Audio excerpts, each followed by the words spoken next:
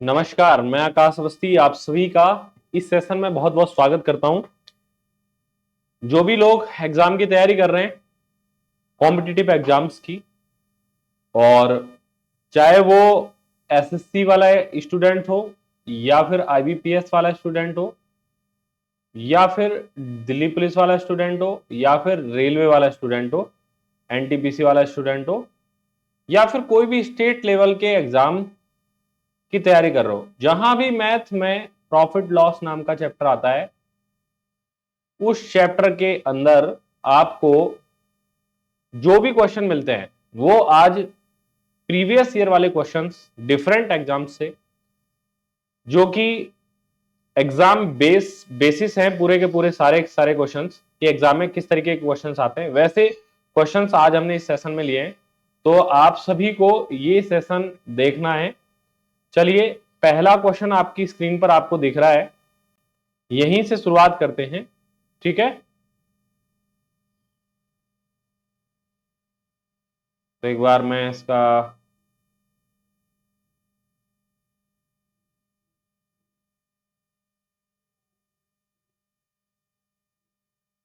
चलिए,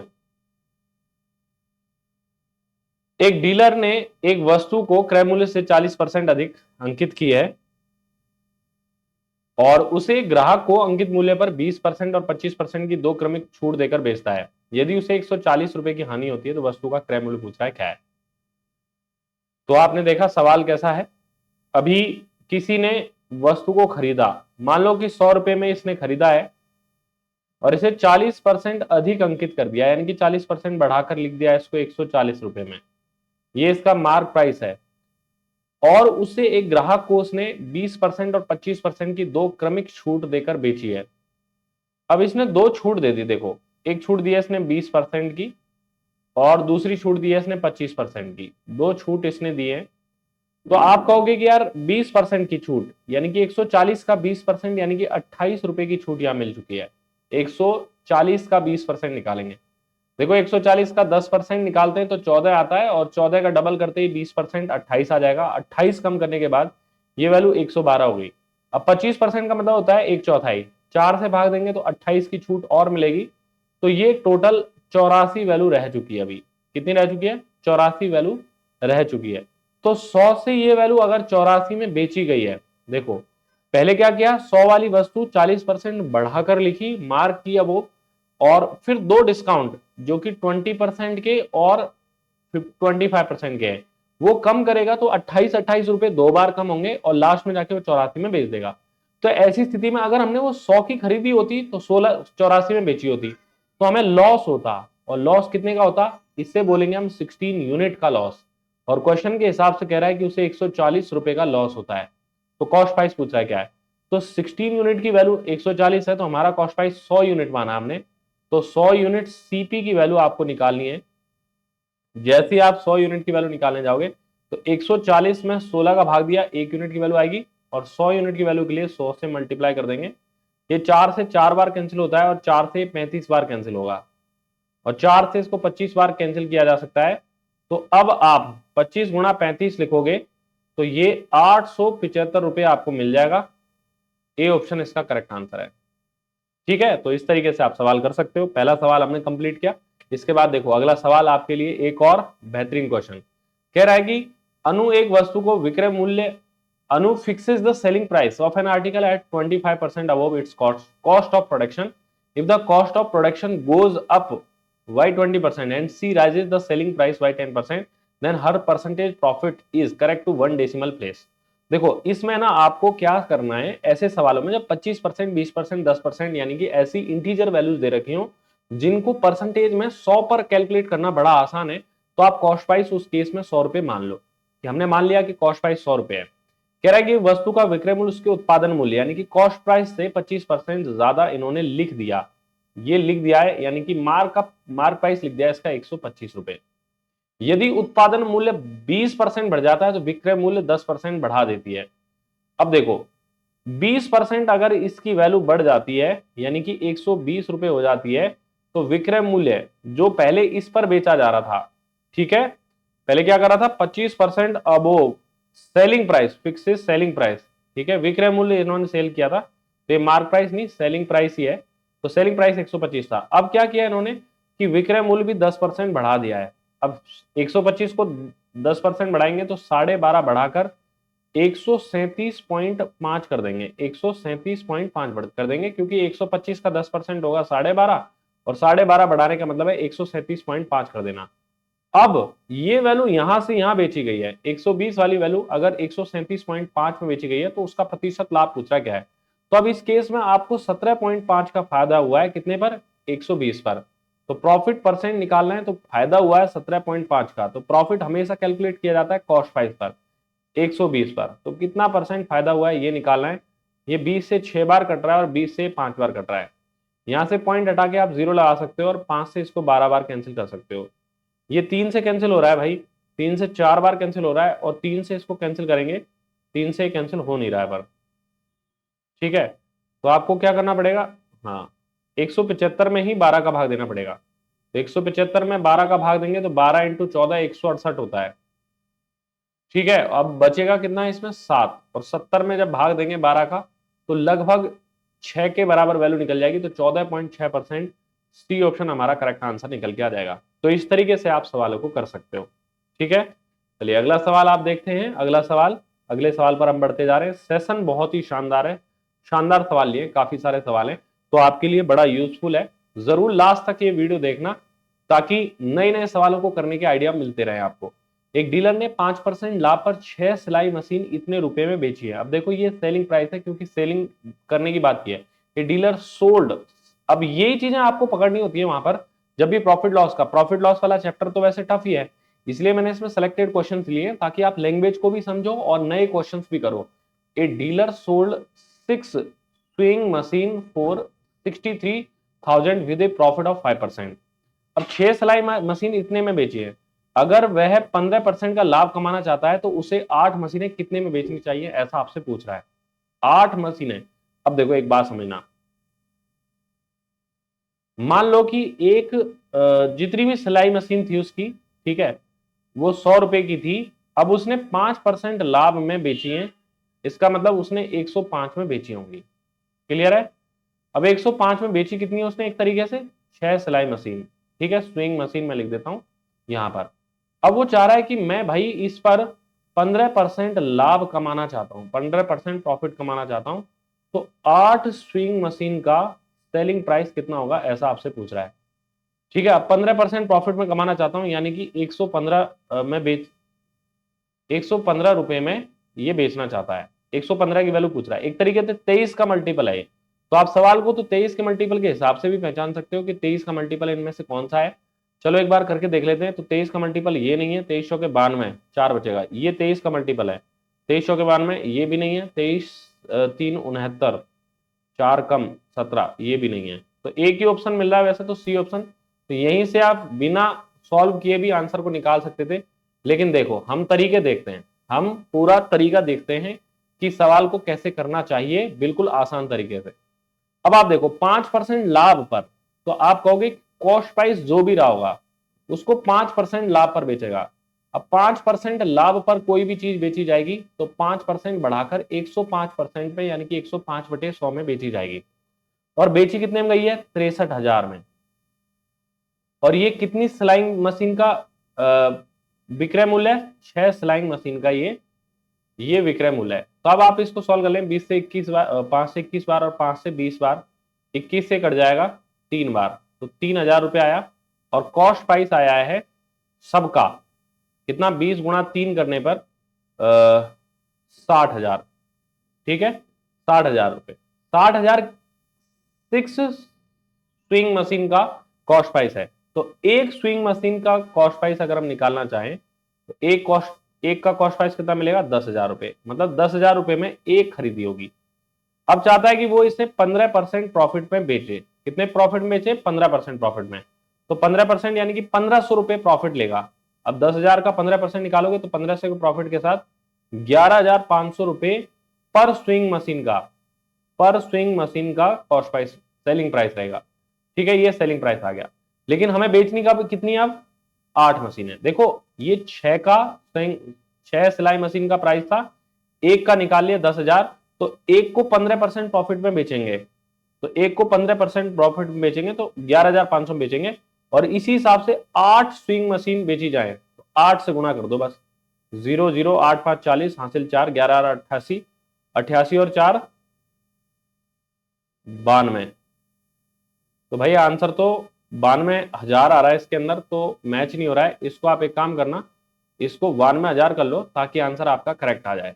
ठीक है, तो 96,600 पे मैं टिक कर सकता था, लेकिन वो ऑप्शन में अगर 92,000 होता तो नहीं टिक करते, तो इसलिए मैंने 96,600 टिक कर दिया था। पर आंसर इसका करेक्ट 96,000 आ रहा है, 92,000 आ रहा है। इसलिए हम क्या करते हैं, सवाल को सॉल्व करते हैं, कई बार गड़बड़ होने के चांसेस होते हैं, इसलिए पूरा मेथड सिखाया जाता है, नहीं तो हम ट्रिक से तो डायरेक्ट ऑप्शन से भी कर सकते थे। चलिए अगला सवाल देखते हैं। हाँ, कभी कभी आप जैसे पेपर में आपको पता है कि गलतियां होने के चांसेस कम है, तो आप डायरेक्ट ही सवाल को सॉल्व कर सकते हो। जैसे इसमें तो हो सकता है कि कभी कभी टाइपिंग मिस्टेक हो जाती है। A person marked his good at A price that would give him 40% profit. एक व्यक्ति क्या करता है, देखो,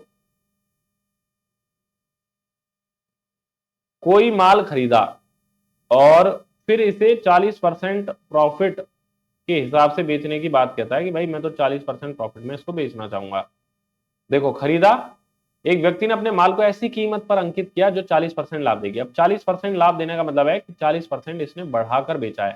तो मान लो कि 100 का माल है और इसने 140 रुपए इसको लिख दिया है, एक तरीके से 140 रुपए में बेचने की बात कहता है, लेकिन अपने उसने सेल की घोषणा की है और अंकित मूल्य पर 20% की छूट मिल गई इसको। अब इसने 20% का डिस्काउंट दे दिया, भाई डिस्काउंट ले लिया, तो 140 का 20% यानी कि 28 रुपए का छूट देगा, तो 112 में सेल कर देगा। तो क्या फायदा होगा कि 100 का माल 112 में बिकेगा, तो 12% का फायदा होगा, और बी ऑप्शन करेक्ट आंसर निकल के आ जाएगा। बहुत ही सिंपल है भाई। नेक्स्ट देखो आप, अगला सवाल क्या कह रहा है, a trader allow a discount of 18% on the mark price of an article, how much percentage above the cost price must he mark it so as to get it a profit of 6.6% profit. तो ये काफी बढ़िया है। इसमें क्या हुआ कि mark price पर डिस्काउंट दे दिया इसने, कि डिस्काउंट भैया हमने दिया है 18% का, और हमें चाहिए 6.6% प्रॉफिट।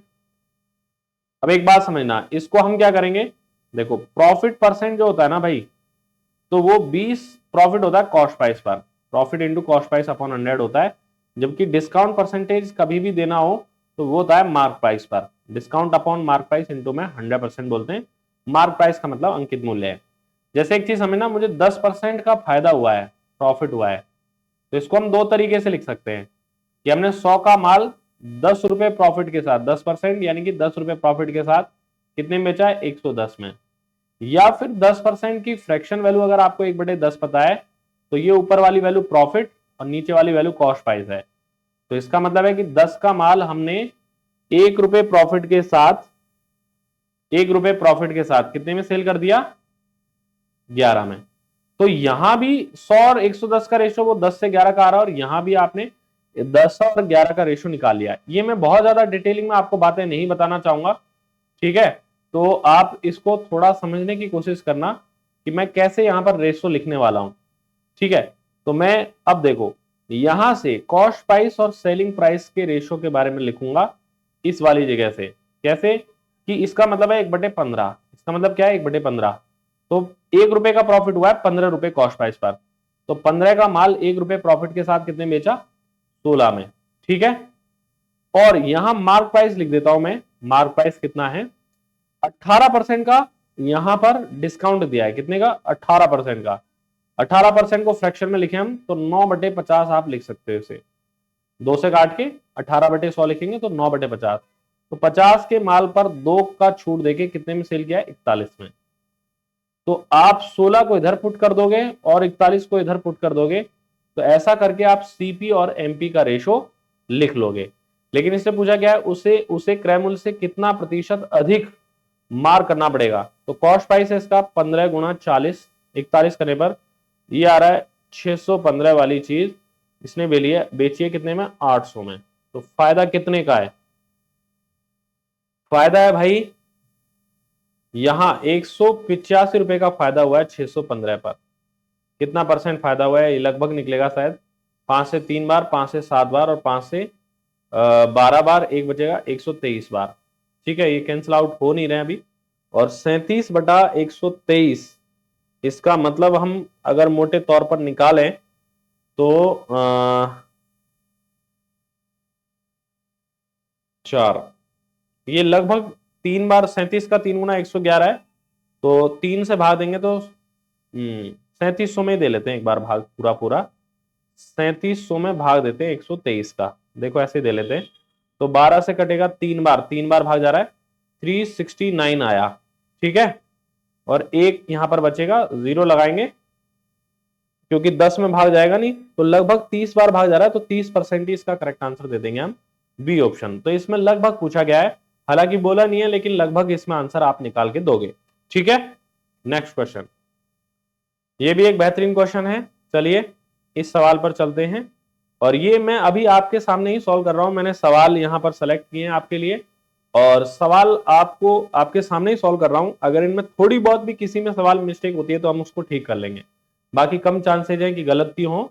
चलिए एक बार करते हैं वापस इस सवाल को। कह रहा है कि 5 मेज और 9 कुर्सियां 15,400 रुपए में खरीदी है, वह मेजों को 10% लाभ पर और कुर्सियों को 20% लाभ पर बेचता है, और सभी मेजों और कुर्सियों को बेचने पर कुल लाभ 2,080 रुपए है। तो 3 कुर्सियों का क्रय मूल्य बताना है, क्या है। A person buys 5 tables and 9 chairs for 15,400। लिखते हैं चलो, 15,400 रुपए में 2 चीजें खरीदी है, 5 टेबल और 9 चेयर्स। ठीक है, अब खरीद ली। अब इसने क्या किया, अब इसने देखो ध्यान से समझना, इसने चेयर्स को 10% प्रॉफिट पर बेचा है और मेजों को, टेबल को और चेयर्स को 20% प्रॉफिट पर सेल किया है।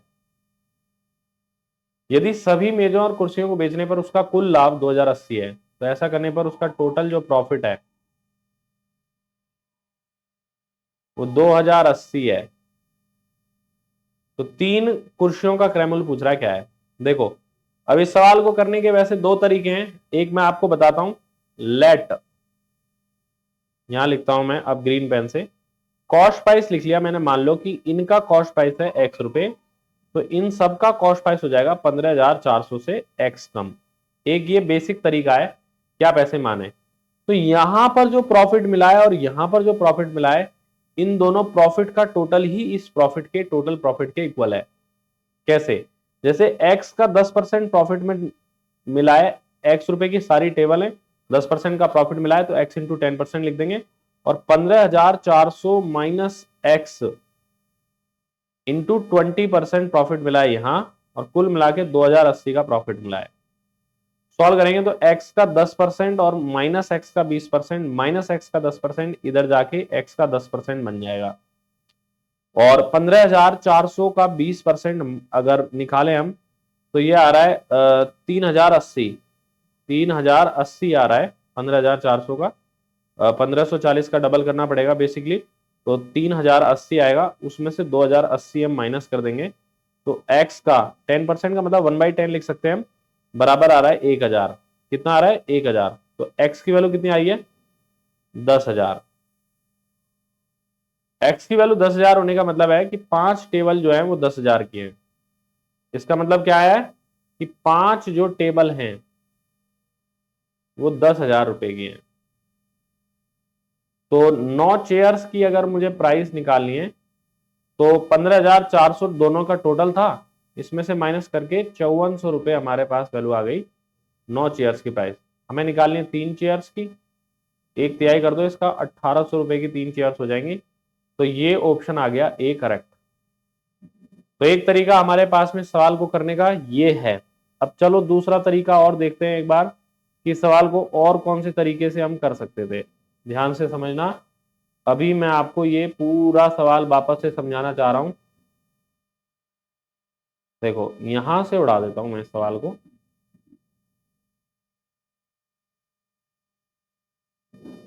ठीक है, यहां पे देखो 5 टेबल पर उसने 10% का फायदा लिया है और 9 चेयर्स पर 20% का फायदा लिया है, और टोटल जो प्रॉफिट मिला है उसको वो मिला है 2080 का। अब ध्यान से समझना, जैसे मैं ये कह रहा हूं कि मान लो कि इधर 10% का प्रॉफिट हुआ है, वैसे ही इधर भी 10% का प्रॉफिट होता ना, तो ये टोटल का 10% प्रॉफिट ही इधर मिलता आपको। टोटल का 10% यानी कि 1540 ही आपको प्रॉफिट मिलने वाला था। अगर 10% यहां ले रहे हैं, 10% यहां मिल रहे हैं, तो टोटल का 10% आपको यहां प्रॉफिट मिलेगा। ये कंफर्म बात ध्यान रखना कि अगर हम दोनों जगह सेम सेम परसेंटेज वैल्यू में प्रॉफिट परसेंट लेते हैं तो टोटल का भी सेम परसेंटेज ही प्रॉफिट मिलता है। यानी कि कैसे, जैसे मान लो कि एक चीज 50 रुपए की है और दूसरी चीज 80 रुपए की है, ठीक है, तो दोनों मिलाकर कितने की होगी, 110 की। अगर मैं 50 वाली पर 10% का प्रॉफिट लूं और 80 पर 10% लूं, तो यहां 5 का प्रॉफिट होगा और यहां 8 का प्रॉफिट होगा, तो टोटल 13 का प्रॉफिट, यानी कि टोटल का 10% ही वैल्यू निकल के आएगी इधर। यानी कि अब हमें यह बात समझ में आ रही है कि अगर हम एक वैल्यू का यहां पर सेम परसेंटेज प्रॉफिट लें तो टोटल का भी उतना परसेंट ही प्रॉफिट मिलता है। ये कंफर्म बात आप याद रखना इस सवाल के लिए, ठीक है।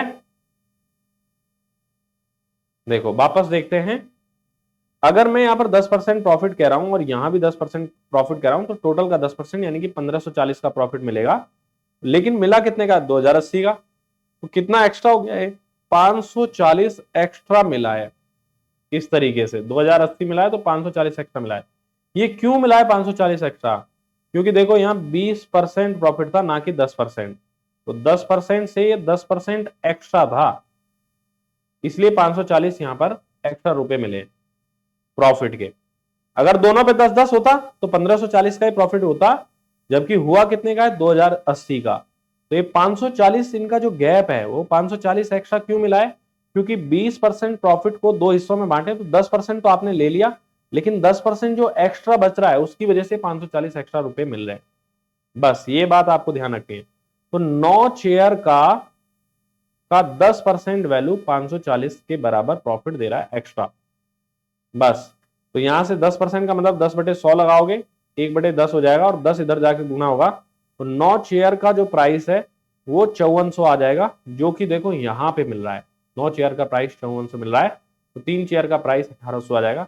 ये भी एक सवाल का करने का तरीका है, तो 1800 इस सवाल का आंसर है। ठीक है, बहुत ही खूबसूरत सवाल है। अगले सवाल की तरफ बढ़ते हैं। अगला सवाल आपकी स्क्रीन पर दिख रहा है, ये भी प्यारा सवाल है। द मार्क प्राइस, देखो वीडियो आखिरी तक देखना, मैं फिर बोल रहा हूं, आपको बहुत सारी चीजें सीखने को मिलेंगी, क्योंकि मैं यहां सिखाने के लिए बैठा हूं आपको, कि आप कुछ सीखें। आपका एग्जाम आ रहा है अभी पास में, जैसे दिल्ली पुलिस का एग्जाम पास में है, और बैंकिंग के एग्जाम्स भी चल रहे हैं, एसएससी का भी एग्जाम्स पास में है, रेलवे के एग्जाम्स भी आने वाले हैं, तो धीरे धीरे स्टेट लेवल के एग्जाम्स भी चलते रहते हैं। तो एक एक सवाल को किस तरीके से करना है वो चीज अगर हम सीखते रहेंगे लास्ट तक, तो आपको फायदा मिलने वाला है। चलिए आगे बढ़ते हैं। The mark price of an article is 740 rupees. कितना है mark price, 740 rupees mark price है। 15% और x% के डिस्काउंट के साथ ये वस्तु सेल की जाती है, कितने में, 556.10 रुपीज में। तो x का मान पूछ रहा है क्या है। इस सवाल को भी मैं दो तरीके से बता सकता हूं, तो एक बार समझने की कोशिश करना। जो लोग दिल्ली पुलिस से या ग्रुप डी की तैयारी कर रहे हैं या रेलवे वाले हैं उनके लिए अलग मेथड है, और जो थोड़ा एडवांस में फास्ट करना चाहते हैं उनके लिए अलग मेथड है। तो दो मेथड में यहाँ पे बताने जा रहा हूँ सवाल को करने का। अच्छा, जिनकी मैथ बहुत अच्छी है उनके लिए अलग मेथड है, और जिनकी मैथ थोड़ी खराब है उनके लिए अलग मेथड है। तो आप क्या कहोगे, देखो यहाँ डिस्काउंट का मतलब है कम होना वैल्यू का, और कम होना जैसे कोई भी वैल्यू 20% कम करके बेची जाएगी, इसका मतलब वो वस्तु 80% में ही बेची जाएगी। तो इस सवाल को जब जनरली हम सोचते हैं तो कैसे सोचेंगे कि 740 वाली वैल्यू पहले 15% कम करके बेची जा रही थी, तो 15% कम करके ये 100 माइनस 15 अपॉन 100%, 100 वैल्यू रह गई, 100 माइनस 15% रह गई। तो 100 माइनस 15% रह जाने का मतलब 85% रह जाना है, और 85% होने का मतलब है वही 85/100 करना। तो मैंने इसको परसेंटेज हटा के 100 डायरेक्ट ही लगा दिया है, ये बात आपको समझ में आनी चाहिए। और दूसरी बात, x% की कमी के लिए हम 100 माइनस एक्स अपॉन 100 लिखेंगे, और ये हो गई है लास्ट में जाके 556.10। बस यहां तक आपको समझना है। अब सवाल आधा खत्म हो चुका है आपका। पॉइंट हटाएंगे, यहाँ पर 100 लगा दो, एक 100 से ये 100 काट दो, ठीक है, और एक 0 से ये 0 भी कैंसिल कर दो, ठीक है। अब ये सॉल्व करेंगे तो ये 74 इंटू में 85/10 इंटू में 100 माइनस एक्स, यहाँ 100 माइनस एक्स रह गया है, और वहां रह गया 55610, ये हमारे पास वैल्यू रह गई है। चलिए और काट लेते हैं हम इसको, काटने में आसानी होगी, जिस जिस भी वैल्यू से हम काट सकते हैं उससे काटेंगे। तो हम क्या करते हैं, 5 से कैंसिल कर देते हैं 17 बार, और 5 से कैंसिल कर देते हैं 2 बार, और 2 से कैंसिल कर लेते हैं 37 बार। अब बताओ 37 से भाग देना या 17 से भाग देना, किस में से किस कौन सा आसान है? 17 से भाग देना आसान है, 17 से भाग दो, 17 3 51, कितना बचेगा? 4 बचेगा, 46। 46 में 17 दूनी 34, फिर 34 में 2 बचेगा, नहीं 12 बचेगा, और 17 से तो भाग जा ही नहीं रहा है इसके अंदर, तो मामला गोल है भाई, कुछ ना कुछ गड़बड़ कर चुके हैं हम। क्या? 17 3 51 4 46, 17 दूनी 34 12, 121 में तो भाग ही नहीं जा रहा, 37 से भी नहीं जाएगा, फिर तो इसमें गड़बड़ वैल्यू ले ली हमने, और x का मान हमें निकालने में तकलीफ जरूर हो रही है। 17 3 51 4, 17 दूनी 34, अच्छा 34, तो 46 बच रहा है, तो 12 ही बचेगा, 121 में भाग नहीं जा रहा, 37 दूनी 37 आया 18, 186, 37 5 185 1, 37 से भी भाग नहीं जा रहा है, तो कुछ मिस्टेक है सवाल के अंदर, छोड़ देते हैं। हालांकि देखो करने का तरीका आपको पता चल गया है, ये जो वैल्यू है इसमें थोड़ा मिस्टेक है, इधर कुछ चेंज करना पड़ेगा हालांकि इसको, तो मैं क्या चेंज कर लूँ, 37 गुणा 17 देखते हैं एक बार, हम कर लेते हैं, 17 7 19 हासिल 1, ठीक है, 11 19, 17 3 51 और 11 629, और 629 को अगर मैं 9 से मल्टीप्लाई करूं तो 9 एकम 9, और 9 दूनी 18, और 8 26, हासिल कितनी 2, 9 6 54 और 2 56। बस इतना सा फर्क था कि आप इसे 5 6 5 6 6 1 कर लोगे ना तो आपका काम बन जाएगा। तो 37 और 17 से कट जाएगा, फिर कितनी बार? 9 बार, 90 बार। तो 100 माइनस एक्स की जो वैल्यू है वो 90 आएगी, और एक्स का वैल्यू 10 लिख देंगे, इतना सा चेंज करना था, 10 आंसर आ जाएगा इसमें। 5 6, हाँ 566.1 लिख देना, ठीक है, बाकी सही है। तो ऐसा चेंज करना पड़ता है सवालों में कई बार, और ये बहुत ही खूबसूरत और कठिन सवाल है, टफ सवाल इसको हम मान सकते हैं, तो ये सवाल भी हमें करना चाहिए। चलिए सवाल करते हैं, क्योंकि एग्जाम पास में है तो हमें सवाल तो छोड़ने ही नहीं है कोई भी। हाँ देखो, 1/3 of goods are sold at 15% profit, 25% of the goods are sold at 20% profit, and rest at 20% profit. If the total profit of 138.50 rupees is earned on the whole transaction, then the value of goods is what? क्रय मूल्य आपसे पूछना चाह रहा है क्या है। देखो मैंने ये गोला क्यों बनाया है, ये गोला इसलिए बनाया भाई क्योंकि इसने क्या किया है, सवाल को टुकड़ों में बांट के बेचा है, मतलब माल को टुकड़ों में बेचा है एक तरीके से, तो मैं इसको माल को टुकड़े बनाना चाह रहा हूं, बस इतना सा मैं यहां पर कर रहा हूं। तो कह रहा है कि एक तिहाई माल इसने 15% प्रॉफिट पर बेचा है, और 25% माल का मतलब समझ रहे हो ना आप, एक चौथाई माल इसने 20% प्रॉफिट पर बेचा है, और रिमेनिंग कितना बचेगा, अब ये रिमेनिंग अब आपको देखना है। रिमेनिंग एक माल मान लो, ठीक है, मान लो टोटल एक माल है, टोटल 1 किलो माल था, तो एक तिहाई माल इधर आ गया, एक चौथाई इधर आ गया, तो एक में से एक तिहाई और 1/4 माइनस करेंगे तो हमारे पास 12 एलसीएम आएगा, और 12 में से 3 और 4 माइनस करने पर ये 5/12 हिस्सा आ जाएगा। ये साइड में करना चाहिए था वैसे, पर अभी हमने यहाँ पे कर दिया है, तो कोई प्रॉब्लम की बात ऐसी नहीं है, वापस से करना पड़ेगा। चलो देखो, तो ये कितना आया है, 5/12, कितना हिस्सा आया, 5/12 हिस्सा। रिमेनिंग जो है, रिमेनिंग 5/12 हिस्सा इसने 20% लॉस पर बेचा है, 20% लॉस पर बेचा है, बाकी सब प्रॉफिट पे, ये लॉस पे है। तो आप देखो इस सवाल को करने का एक बहुत शानदार टेक्निक है, वो ध्यान देना है। आपको क्या करना है, टोटल पर प्रॉफिट निकालना क्या है। देखो एक तिहाई माल 15% प्रॉफिट पर, तो ये वाला प्रॉफिट प्लस एक चौथाई माल 20% प्रॉफिट, ये वाला प्रॉफिट, और रिमेनिंग 5/12 हिस्सा 20% लॉस के साथ बेचा जाए, ये सारा, तो टोटल एक भाग पर कितना परसेंट प्रॉफिट हुआ है वो निकालना है। ऐसे लिखोगे आप सवाल को, ठीक है। देखो आप सॉल्व करते हैं तो 3 से कटा 5% और 4 से कटा 5% बार, और 100 में 12 का भाग देंगे हम। तो वैसे तो ये 4 से 3 बार कट रहा है, और 4 से कितनी बार कट रहा है, 5 बार, 25/3, 25/3% आ रहा है ये वैल्यू, बराबर आ रहा है x%। सॉल्व करेंगे, 10 को 3 से गुणा किया, 30, 30 गुणा 30 में से 25 माइनस करने पर 5/3% का ओवरऑल प्रॉफिट हुआ है। एक्स की वैल्यू आई है 5/3%, और 5/3 का मतलब है भाई 1/100 से गुणा करने पर 1/20, यानी कि 1/60 का प्रॉफिट हुआ है। इसका मतलब यह है कि हमने 60 रुपए में खरीदी हुई चीज 1 रुपए प्रॉफिट के साथ बेची कितने में, 61 में। एक की वैल्यू आपको दे रखी है कि लाभ इतने का हुआ है, तो माल पूछ रहा, माल कितने का है, क्या है, तो एक की वैल्यू सवाल में, इस एक की वैल्यू आपको दी हुई है कितनी, 138.50, और आपसे 60 कॉस्ट प्राइस की वैल्यू पूछ रहा है, तो 60 गुणा 138.50 करना है, क्या है। चलो गुणा करते हैं, 13×6 = 78 प्लस 4 82 और 8, ठीक है।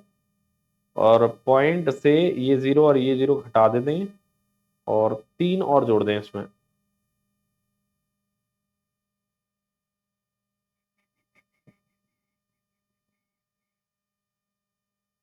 30 जोड़ना पड़ेगा, गड़बड़ कर दिया हमने कुछ गुणा गुणा में, तो हमें गुणा करना पड़ेगा। ये पॉइंट से हटा देते हैं, देखो पॉइंट से एक 0 ये हट गई और एक 0 ये हट गई, ठीक है। तो 1385 इंटू में 6 करना पड़ेगा, 6×5 = 30, 6×8 = 48 और 1 51, 78 प्लस 5 81, 8110 है भाई इसका आंसर। तो यहाँ पे सही करना पड़ेगा आपको आंसर, 8110 करेक्ट आंसर निकल के आ जाएगा, ठीक है। तो ये सवाल खूबसूरत सवाल था। नेक्स्ट नेक्स्ट क्वेश्चन देखते हैं अगले। देखो भरोसा रखना, अगर मैंने कोई ऑप्शन चेंज करवाया, आंसर चेंज करवाया, तो आप भरोसा रखना मैं सही करवा रहा हूं आपके लिए, ठीक है। तो मुझे कमेंट में बता भी देना, आपका भरोसा जताना। If the selling price of an article is 8% more than the cost price and the discount offered is 10% on the mark price of the article, then what is the ratio of cost price to the mark price? किसी वस्तु के विक्रय मूल्य क्रय मूल्य से 8% अधिक है। चलो 100 रुपए की चीज 8% बढ़ाकर लिख दी है, या 8% बढ़ाकर बेच रहा है, 108 रुपए उसका सेलिंग प्राइस आएगा, और वस्तु को अंकित मूल्य पर 10% की छूट दी जाती है। तो क्रय मूल्य और अंकित मूल्य का रेशो पूछ रहा है क्या है। हालांकि देखो मार्क प्राइस यहाँ पर लिख देंगे हम, मार्क प्राइस यहाँ लिखेंगे, 10% का डिस्काउंट का मतलब है 100 वाली चीज 10% कम करके बेची जा रही है 90 में। तो आपको यहाँ ये 108 रिपीट करना था, और यहाँ पे 100, तो कॉस्ट प्राइस निकल के आया 100 × 100, और मार्क प्राइस निकल के आया है 108 × 100। इनके बारे में ही रेशो पूछ रहा है कि क्या आएगा, तो 100 से 100 काट दो, और 4 से 25 बार और 4 से 27 बार, तो ये भी आंसर में मिस्टेक है भाई, 25/27 इसका करेक्ट आंसर आ जाएगा, ठीक है। हालांकि इसको डायरेक्ट भी लिख सकते हैं हम, सीपी और एमपी का रेशो जो आपने पढ़ा होगा, 100 माइनस डिस्काउंट परसेंटेज, ये फॉर्मूला होता है इसका, रेशो 100 प्लस माइनस प्रॉफिट और लॉस परसेंट होता है इसका, ठीक है। 100 प्लस माइनस प्रॉफिट और लॉस होता है इसका, तो प्रॉफिट हो रहा है अभी, तो 8% प्रॉफिट है तो 108 में बेचा, और 10% डिस्काउंट है तो 10% कम करके 90 में बेचा है, 9 से 10 बार और 9 से 12 बार। अरे वाह, ये तो गलत आ गया, हमारा गलत आ गया, 5/6 आ रहा है। मैंने क्या किया है इसमें, ओ नो, ये 90 करना था भाई मुझे, यहाँ पर ट्रांसफर 90 करना था, तो वो 90 और 108 का रेशियो निकलेगा, 90 और 108 का रेशियो। तो यहाँ से मैं काट देता हूँ थोड़ा सा, ये भी गलत कर दिया है, या 90 आएगा रिपीट हो गया ना। तो 100 गुणा 90 वाली चीज कितनी हो गई है, 108 गुणा 100। इसलिए मैंने क्रॉस चेक कर लिया था, क्या पता गलत हो जाए। 9 से 10 बार, 9 से 12 बार, 2 से 5 बार, 9 2 से 6 बार, 5/6 करेक्ट आंसर है। पिछले वाले में गलत था, ये मैं सोचना कि पिछला वाला भी मैं चेक कर लूं, वहां पे चेक करने की जरूरत नहीं मुझे। भरोसा बड़ी चीज है भाई। पिछला वाला कौन सा कलर था, अच्छा बेरंग कलर था। A shopkeeper bought 80 kg of rice at a discount of 10% besides 1 kg rice was offered free to him on the purchase of every 20 kg rice. If he sells the rice at mark price, his profit percentage will be। एक दुकानदार ने 10% की छूट पर 80 kilo चावल खरीदे और इसके अलावा हर 20 किलो चावल की खरीद पर 1 किलो चावल फ्री देता है। यदि वह चावल को अंकित मूल्य पर बेचता है तो उसका लाभ प्रतिशत कितना होगा। ये बड़ा तगड़ा सवाल है भाई, ये सवाल करके देखो आप, मजा आ जाएगा। सीपी 80 किलो चावल इसने खरीदे। अच्छा मान लो कि मार्क प्राइस होगा 10 रुपए किलो, तो 10% की छूट मिली है, 10% की छूट के साथ खरीदें, यानी कि 9 रुपए किलो के हिसाब से खरीद लिए, तो माल कितने का हो गया, 720 रुपए का खरीदा हुआ माल हो गया। ठीक है, अब ये क्या करता है, इन्हें बेचता कैसे है। हर 20 किलो चावल की खरीद पर 1 किलो फ्री दिया, तो 20 किलो पर 1 किलो फ्री दे रहा है, तो 80 किलो पर 4 किलो फ्री दे देगा। फ्री फ्री फ्री, इतना किलो फ्री चला जाएगा, तो 4 किलो फ्री चला जाएगा, तो 76 किलो ही इसके पास बेचने के लिए बचेगा। और अंकित मूल्य पर बेचता है, यानी कि अंकित मूल्य 10 रुपए किलो है, तो 10 रुपए किलो के हिसाब से वो बेच देता है। बेचेगा कितने में, 760 रुपए में। 720 में माल खरीदा और 760 में बेच दिया, इसका मतलब इसको शुद्ध मुनाफा हुआ है 40 रुपए का। 40 का फायदा 720 पर है, कितना परसेंट है वो हमें निकालना है। 0 से 0 कटेगा, 4 से 18 बार, और 18 से इस 100 को काटने पर 5 सही 5/9% करेक्ट आंसर आ रहा है। ओके, इस सवाल में भी थोड़ा 20 किलो चावल खरीद पर 1 किलो चावल मुफ्त देता है, तो शायद ये फ्रैक्शन में कहीं ना कहीं गड़बड़ फिर से हो गई है अपनी। 10% की छूट पर 80 किलो चावल खरीदता है, तो 10 रुपए किलो की चीज 9 रुपए किलो के हिसाब से खरीद लेता है, और 10 रुपए किलो के हिसाब से उन्हें बेच देता है। 20 किलो पर 6 बेचता, 76, 9 8 72, 70, 40, 1/18 करेक्ट आंसर है 5। ये गलत है, इनको सही कर लेना। 5/9% करेक्ट आंसर आ जाए। चलिए आज की वीडियो में इतना ही पढ़ते हैं हम। कुछ सवालों के ऑप्शंस गलत थे, इसलिए मैं ये वीडियो यहीं पे पॉज कर रहा हूँ। बाकी मेरे पास में सवाल तो बहुत सारे थे करवाने के लिए, तो कुछ ऑप्शंस ठीक करके आपको फिर से ये वीडियो कंटिन्यू मिलेगी। आज की क्लास में इतना ही, धन्यवाद।